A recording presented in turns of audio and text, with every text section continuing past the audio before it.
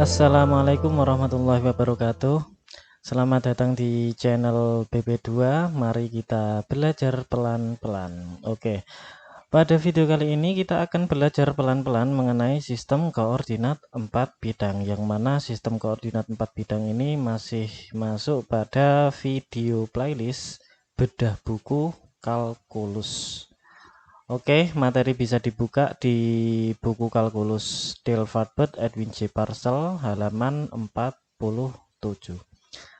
Oke, sekarang simak pembahasannya. Apa itu koordinat bidang 4, bagaimana cara kerjanya, dan apa fungsinya. Oke, masuk. Katakanlah ketika kita mempunyai garis dengan sumbu X dan sumbu Y yang saling berpotongan, yang mana titik potong tersebut berada di tengah-tengah garis, tepat berada di titik 0 pada garis X dan 0 pada garis Y. Sedangkan apa sih itu yang dimaksud dengan koordinat? Koordinat itu bisa dikatakan sebagai letak posisi suatu benda pada suatu bidang. Semisal kita lihat dari gambar ini, dari sumbu X dan sumbu Y, kita akan mendapatkan titik potong tengah yang berada di posisi 0,0. 0 pada X dan 0 pada Y. Itulah yang disebut dengan titik koordinat. Titik koordinat 0,0 ini sebagai titik pusat suatu koordinat. Sekarang coba kita lihat seksama bahwa garis sumbu X dan Y yang berpotongan tersebut membentuk beberapa bidang. Kita ketahui ada 4 bidang yang terbentuk. Bidang yang pertama, bidang yang kedua, bidang yang ketiga, bidang yang keempat. Kemudian bidang yang pertama itu disebut dengan kuadran 1.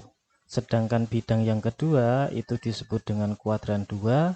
Bidang yang ketiga disebut dengan kuadran 3. Sedangkan bidang yang keempat disebut dengan kuadran 4.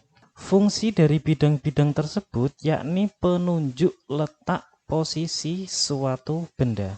Untuk mempermudah dalam memahami, katakanlah benda itu sebagai titik. Lalu dengan demikian, ketika kita memiliki titik yang berada di kuadran pertama, kita akan mendapatkan bahwa koordinat yang dihasilkan dari titik tersebut itu menempati posisi di X, Y, yang mana nilai X itu pasti selalu positif, sedangkan Y itu pasti selalu negatif. Kemudian ketika titik tersebut berada pada koordinat kuadran kedua, maka titik tersebut menempati posisi di negatif X, Y, yang mana nilai X itu selalu negatif dan Y itu pasti selalu positif. Ketika titik tersebut berada pada koordinat kuadran ketiga, maka titik tersebut menempati posisi di negatif X, negatif Y, yang mana X itu selalu negatif dan Y pasti selalu negatif. Lalu kemudian yang terakhir, ketika titik tersebut berada di koordinat pada kuadran keempat, maka titik tersebut menempati posisi di X, negatif Y, yang mana X itu pasti selalu positif dan Y itu pasti selalu negatif. Inilah yang disebut dengan sistem koordinat bidang 4. Sekarang coba kita masukkan nilai-nilai pada garis X dan Y. Pada sumbu X dari titik 0 ke kanan, kita akan mendapatkan nilai positif 1, 2, 3, 4, 5, 6, 7, 8, 9, 10. Sedangkan dari titik 0 pada sumbu X ke kiri, kita akan mendapatkan negatif 1, negatif 2, negatif 3, negatif 4, sampai dengan negatif 9. Sedangkan ketika kita melihat pada sumbu Y ke atas, maka kita akan mendapatkan nilai 1, 2, 3, 4, 5, 6. Kemudian dari titik 0 ke bawah pada sumbu Y, kita akan mendapatkan nilai negatif 1, negatif 2, negatif 3, negatif 4, negatif 5, negatif 6. Lalu dengan demikian kita bisa menemukan bahwa titik-titik koordinat yang telah kita buat di masing-masing bidang pada kuadran pertama menempati posisi di X sama dengan 5 dan Y sama dengan 4. Kemudian di kuadran kedua kita akan mendapatkan bahwa nilai X itu sama dengan negatif 5 dan Y-nya itu sama dengan 4. Sedangkan di kuadran ketiga kita akan menemukan bahwa nilai X itu negatif 5, sedangkan nilai Y itu negatif 4. Dan kemudian yang terakhir pada kuadran yang keempat kita menemukan bahwa titik koordinat yang dihasilkan berada di titik X sama dengan 5 dan Y sama dengan negatif 4. Dengan demikian dapat disimpulkan bahwa setiap titik-titik koordinat pasti berada di antara keempat bidang tersebut. Jadi suatu titik-titik koordinat itu pasti berada di 4. Kalau enggak di kuadran 1 ya di kuadran 3 atau di kuadran 4 atau di kuadran 5. Dan sebagai kesimpulannya, ketika titik koordinat tersebut berada di kuadran pertama, maka nilai X, Y adalah positif. Ketika berada di kuadran kedua, maka kita akan mendapatkan bahwa nilai X adalah negatif dan Y-nya adalah positif. Ketika kita menemukan titik koordinat pada kuadran ketiga, maka X dan Y-nya pasti bernilai negatif. Sedangkan ketika titik koordinat tersebut berada di kuadran keempat, maka otomatis Y-nya adalah negatif dan X-nya adalah positif. Lalu apa fungsi dari sistem koordinat 4 bidang tersebut? Nah, fungsinya itu sangat banyak sekali ya. Antara lain dari titik-titik koordinat kita bisa mengetahui jarak antara koordinat satu dengan koordinat yang lain.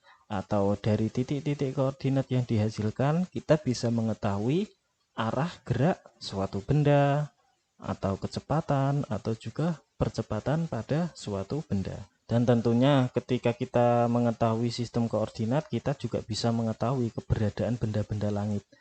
Lah, untuk mengetahui keberadaan benda-benda langit, semisal planet, meteor, asteroid, dan macam-macam benda langit lainnya, itu kita bisa memakai sistem koordinat ini. Jadi ini sangat penting sekali. Oke, sekarang lanjut pada contoh.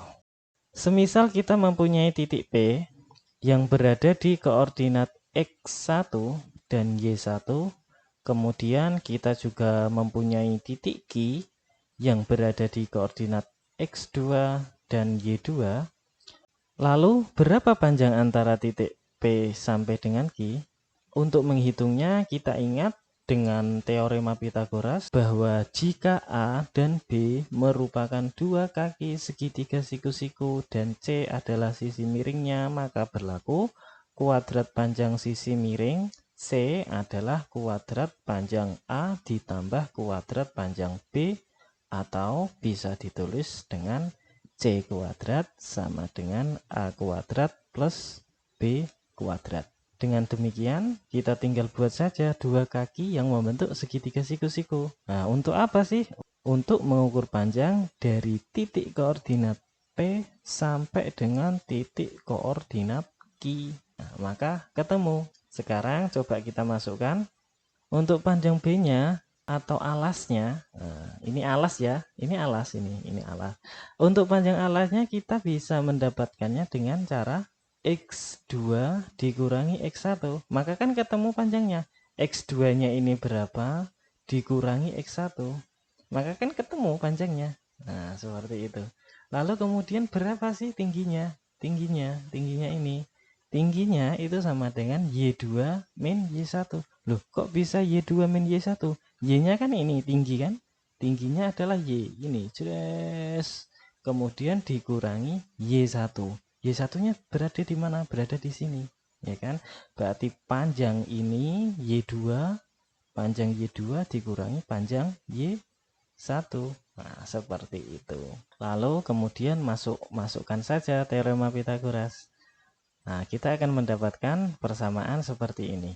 panjang antara titik P sampai dengan titik Q kuadrat itu sama dengan X2 dikurangi X1 kuadrat ditambah Y2 dikurangi Y1 kuadrat. Nah, sama kan seperti dengan teorema Pythagoras. Lalu kemudian kuadratnya dihilangkan, maka kita akan mendapatkan bahwa panjang dari titik koordinat P sampai dengan titik koordinat Q itu sama dengan akar X2 min X1 kuadrat plus Y2 min Y1 kuadrat. Ketemu. Dan inilah yang disebut dengan rumus jarak. Ini kan berupa variabel X dan juga variabel Y. Kalau berupa angka bagaimana? Masukkan saja angkanya. Oke, masuk ya. Oke, masuk. Oke, dari sini kita ketahui titik P itu berada di koordinat X1. Koordinat X1-nya berapa? Koordinat X1-nya itu sama dengan negatif 5. Dan P itu juga berada di koordinat Y1. Y1-nya berapa? Y1-nya, Y1-nya sama dengan 2.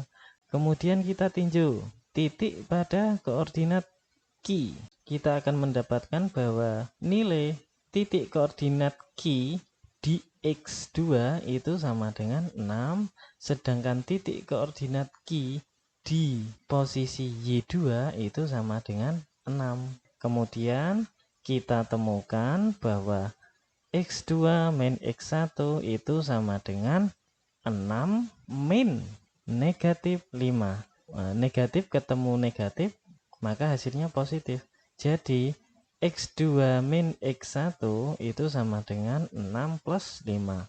Sedangkan untuk Y2 min Y1 kita akan mendapatkan 6 min 2. 6 itu dihasilkan dari Y2, sedangkan 2 itu dihasilkan dari Y1. Dari sini kemudian kita akan menemukan panjang pada titik koordinat P sampai dengan titik koordinat Q adalah akar 6 plus 5 kuadrat plus 6 min 2 kuadrat. Kemudian kita akan mendapatkan nilai akar 121 plus 16 dan hasilnya adalah akar 137. Berapa nilai akar 137? Nilai akar dari 137 adalah 11,7. Maka ketemu panjang koordinat di titik P sampai dengan titik Q. Nah, seperti itu, masuk kan? Inilah yang disebut dengan sistem koordinat bidang 4. Nama lain dari sistem koordinat bidang 4 itu adalah koordinat kartesius. Pembahasan kali ini semoga dapat bermanfaat. Wassalamualaikum warahmatullahi wabarakatuh.